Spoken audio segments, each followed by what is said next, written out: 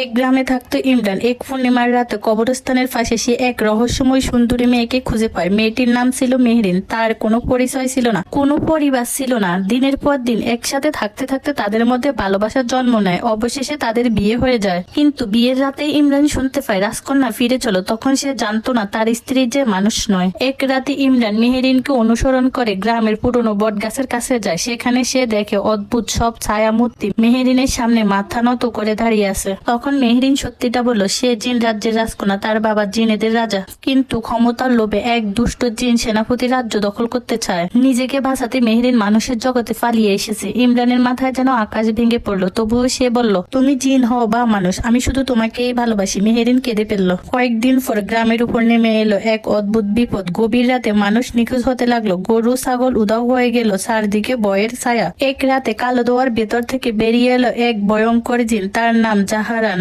সে চিৎকার করে বলল, রাজকন্যাকে আমাদের হাতে তুলে দাও। জিনের সাথে মানুষের বিয়ে। গল্পটি কেমন লাগলো কমেন্টে জানাবেন। আর দ্বিতীয় পর্ব শুনতে চাইলে পার্ট 2 লিখে যাবেন।